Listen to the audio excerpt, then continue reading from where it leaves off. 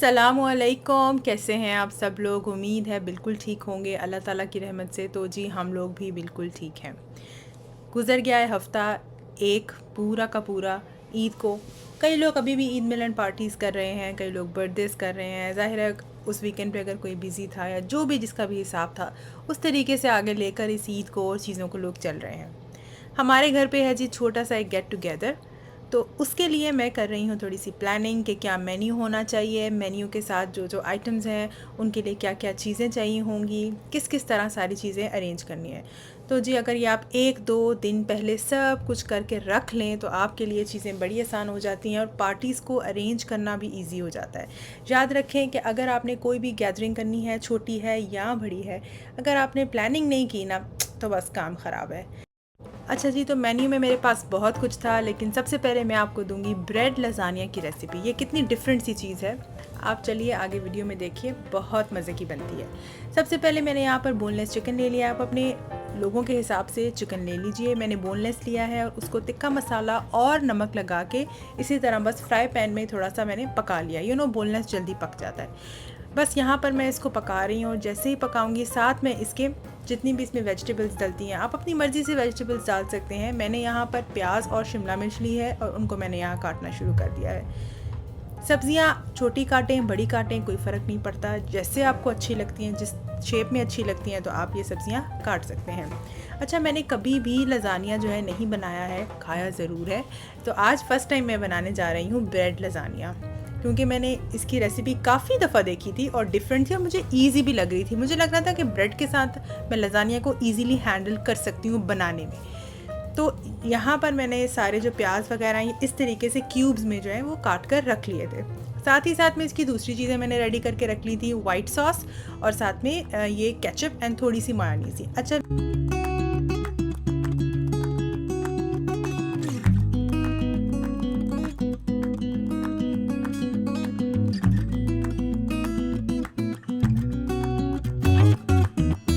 Simple 2 चम्मच मैंने butter के अंदर कॉर्नफ्लावर को हल्का सा मिक्स करके साथ ही मैंने 1 कप दूध डाल दिया था।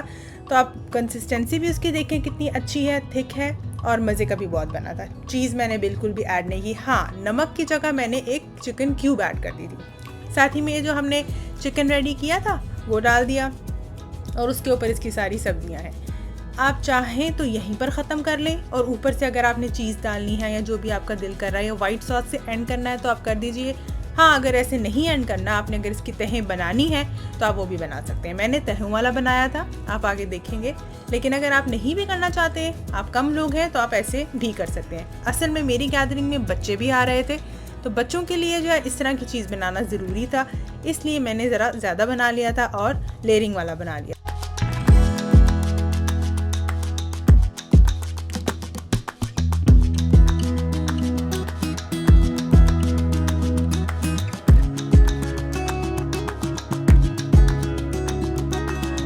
इससे मेरा टाइम भी बच गया कि पूरी की पूरी डिश जो है वो मेरी रेडी हो गई थी और अगले दिन इसको आराम से हमने बेक कर लिया था। तो साथ ही साथ काफ़ी सारी डिशेस बनती हुई नज़र आएंगी, लेकिन यहाँ पर साथ ही मैं बना रही थी बिरयानी और साथ में मैं बना रही थी चिकन कढ़ाई। चिकन कढ़ाई बनाना तो बहुत ही आसान है, ये मेरी मोस्ट फेवरेट और ईजी डिश है। कुछ भी नहीं करना, आपने जो भी चिकन जैसा भी लेना है उसमें तेल में ज़ीरा डाल के आपने ऐसे चिकन को थोड़ा घुमाना है, चक्कर देने हैं थोड़े। साथ ही में आपने 2 से 3 चम्मच अदरक लहसुन का पेस्ट डालना है और ऐसे टमाटर को काट के एक टमाटर के 2 हिस्से करके आपने 7 से 8 टमाटर जो है डाल देने हैं, इस तरह रख देने हैं और ऊपर से इसको ढक देना। याद रखिए कि पहले थोड़ा सा चिकन को पका के आपने फिर टमाटर डालने हैं। इस तरह जब इसको स्टीम आ जाएगी, अब यहाँ पर आपने इसका छिलका उतार लेना है।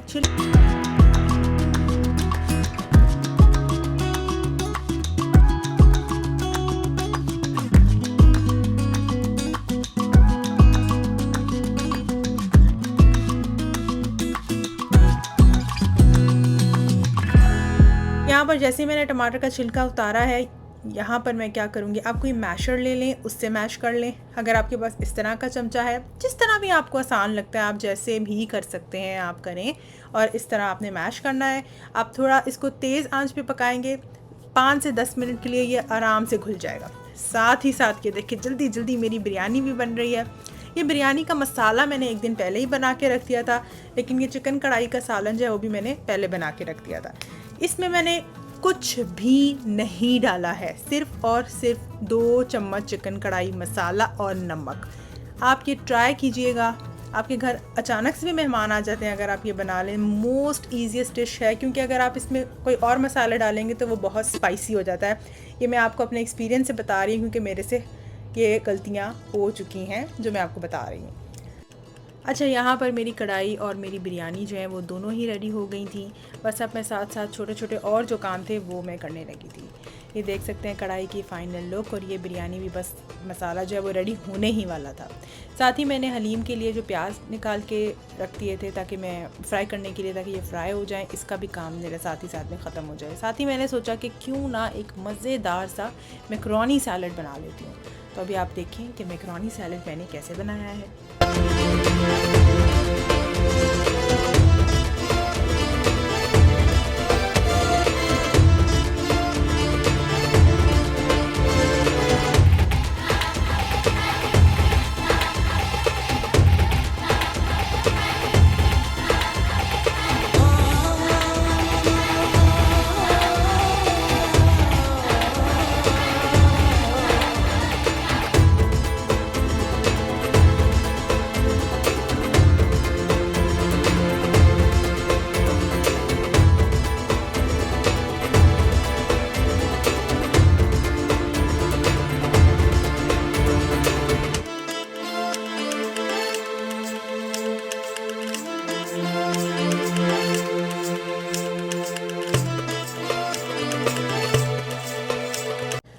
ये था मेरा झटपट तैयार हो जाने वाला मैकरोनी सैलड, जिसमें सिर्फ नमक, काली मिर्च और हनी का इस्तेमाल है, और साथ ही साथ में जो भी आपके घर में सब्जियां पड़ी हैं और जो भी थोड़ा बहुत फ्रूट पड़ा है बस सबको ऐड कर दें और बना लें एक सैलड। बहुत ही हेल्दी और मज़ेदार था और सबको बहुत पसंद आया था।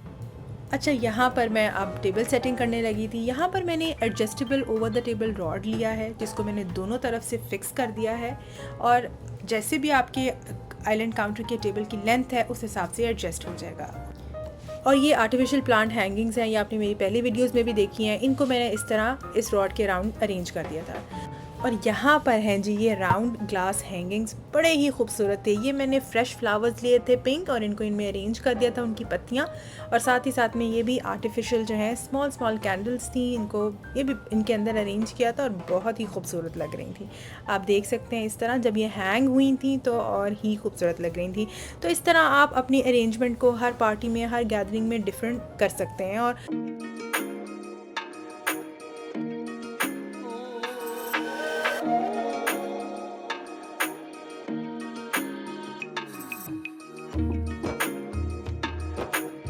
ये इस कलर में इसमें हैंग कर ली थी, जो बहुत ही खूबसूरत लग रही थी। अच्छा जी, अब यहाँ पर मैंने जो टेबल की अरेंजमेंट करनी थी उसमें मैंने ये सिंपल बॉटल्स ली हैं। आपके घर दूध की बॉटल्स हैं, कोई भी बॉटल्स हैं, किसी किस्म की भी आप उनको इस तरह ले सकते हैं। ये मेरे पास बाकी आर्टिफिशियल फ्लावर्स थे, साथ में मैंने ये मेरे पास फ्रेश फ्लावर्स ज़्यादा थे क्योंकि मैंने वाइट एंड पिंक का थीम किया था, तो साथ में मैंने ये फ्लावर्स ऐड कर दिए थे। आप अगर नीचे रनर डालना चाहें वो भी डाल सकते हैं, मगर मैंने रनर ऐड नहीं किया था, जो कि मैंने बाद में ऐड कर दिया था लेकिन डिफरेंट तरीके से। और ये कैंडल्स थी, ये भी आर्टिफिशियल कैंडल्स हैं।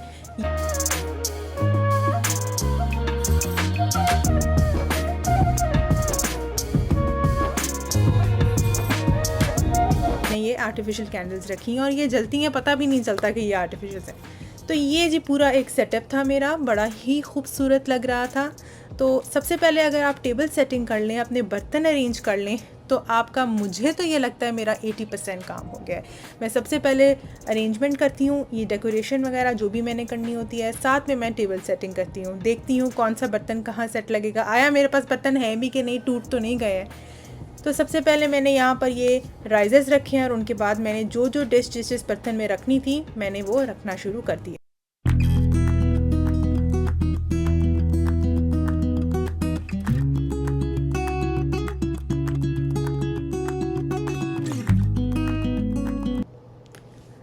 अच्छा, अब ये आ गया था नेक्स्ट डे, जिसमें मैं बस अब चावल जो बॉईल करूँगी बिरयानी के लिए, और जो छोटे छोटे काम थे मेरे वो मैं शुरू कर दूँगी।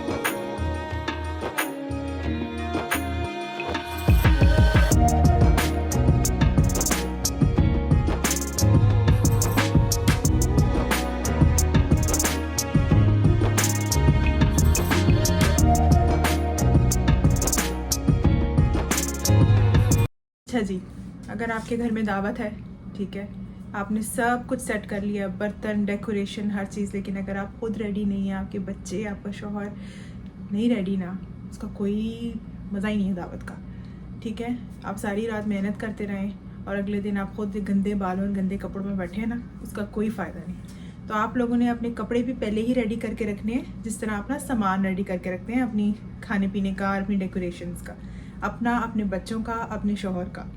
ठीक है, आपने इस बात का लाजिम ख्याल रखना है। तो जी मैं रेडी होके आ गई हूँ, तो बस अब हमारे मेहमान ऑलमोस्ट आधे पौने घंटे में आने वाले हैं। तो अब मैं सारा खाना गर्म कर रही हूँ, जो एयर फ्राई करने वाली चीज़ें हैं, चपली कबाब हैं और शाशलिक स्टिक्स हैं, तो ये सारी की सारी जो है ना मैं एयर फ्राई करूँगी, कुछ भी मैं फ्राई नहीं करूँगी, कुछ भी फ्राई नहीं होगा इंशाल्लाह ताला। तो हेल्दी खाना खिलाएंगे मेहमानों को। तो चलें आ जाएँ, बस अब सारी सेटिंग करते हैं। अब खामोशी से आप देखते रहें कि आगे क्या हो रहा है। आ जाएँ।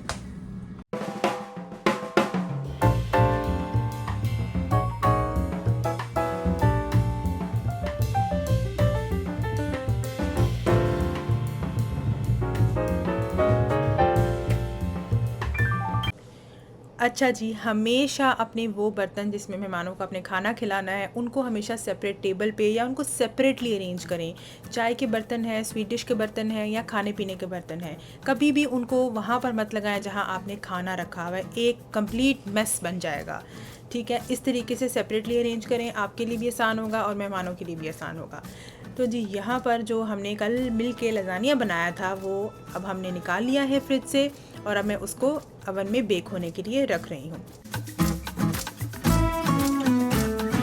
अच्छा जी, यहाँ पर ना एक दिन पहले ही मैंने धनिया और प्याज जो मैंने फ्राई किया था कल सारा, अब मैं वो हलीम के लिए ना सारी सेटिंग करके रख रही हूँ। इस तरह आप अरेंजमेंट कर सकते हैं। आपका जो पॉट है जिसमें आपने हलीम डालनी है, उसके आगे आप इस तरीके से अरेंज करके प्याज, धनिया और लेमन जो है मैंने इस तरीके से रख दिया था।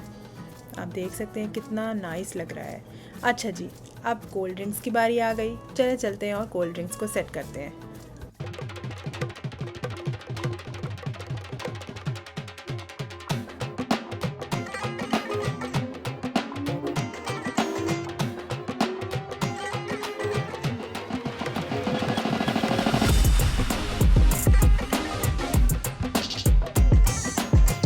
ये देखें चिकन स्टिक्स जो हमने एयर फ्राई की थी, आप यकीन मानिए ये फ्राई या जो हम बारबेक्यू करते हैं उससे भी ज़्यादा मज़े की बनी थी। इतनी मतलब सॉफ्ट थी और बहुत ही पसंद की थी सब ने।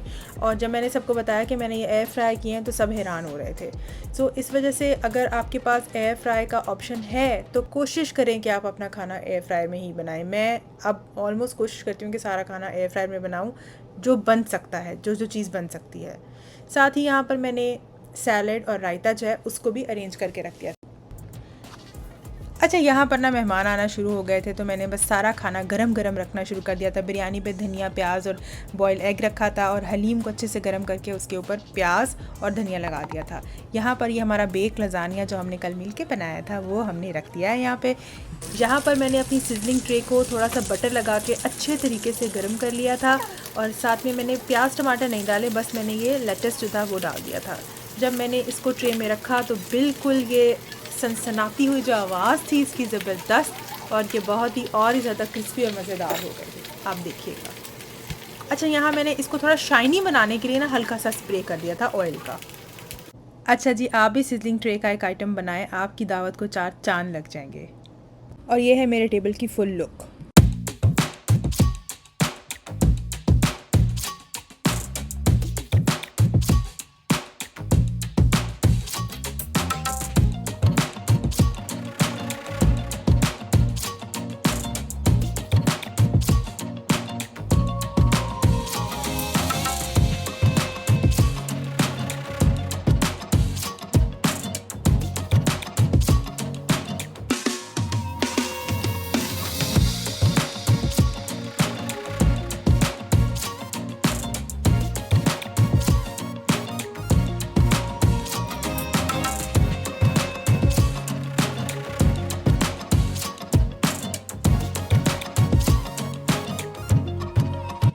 बस ठीक खाना जो है वो लग चुका था और सारे मेहमान जो हैं बस वो अब आराम आराम से जो है वो खाना ले रहे थे। अल्हम्दुलिल्लाह जी सब कुछ बहुत अच्छे से हो गया। खाना भी सबको बहुत बहुत बहुत पसंद आया। सब ने बहुत इन्जॉय किया अल्हम्दुलिल्लाह। थैंक यू जी उन सब का जो आए और जिन्होंने हमारे साथ एक अच्छा टाइम स्पेंड किया। और अल्लाह का बहुत शुक्र है कि अल्लाह ताला हमें ये तौफ़ीक देता है कि हम अपना दस्तरख़्वान जो है वो औरों के साथ भी शेयर कर सकें अल्हम्दुलिल्लाह।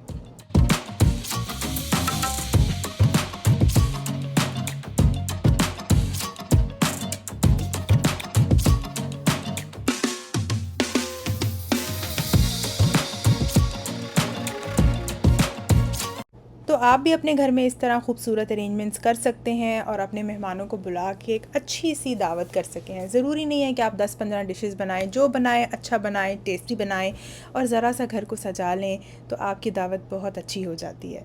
तो ये कैसे हो सकता था कि अब आप खाना पीना कर लें और साथ में चाय या फिर हम लोग ग्रीन टी ना पिएँ। कुछ लोगों ने कहा कि हम लोग ग्रीन टी पिएंगे, कुछ लोगों ने कहा कि हम चाय पिएंगे। तो बस इस तरह हमने चाय को और ग्रीन टी को भी बहुत ही इंजॉय किया। अच्छा, आप सब लोग भी मुझे कमेंट बॉक्स में ज़रूर बताइएगा कि आपको मेरी आज की ये जो दावत व्लॉग है ये किस तरह का लगा है। और आप मुझे बताइएगा कि क्या क्या चीज़ें हैं जो मुझे अपनी दावत में इम्प्रूव करनी चाहिए थी, या मैं मेन्यू में क्या चीज़ ऐड कर सकती थी, क्या चीज़ मुझे माइनस करनी चाहिए थी, और इस डेकोरेशन को और इस सब को मैं और किस तरीके से इम्प्रूव कर सकती थी। क्योंकि आप लोगों के कमेंट्स और आप लोग देखने वाले हैं, आप लोग बहुत अच्छे कमेंट्स भी दे सकते हैं और आप लोग बहुत अच्छा गाइड भी कर सकते हैं। इस वजह से आप सब ने इसमें ज़रूर पार्टिसिपेट करना है और मुझे ज़रूर बताना है।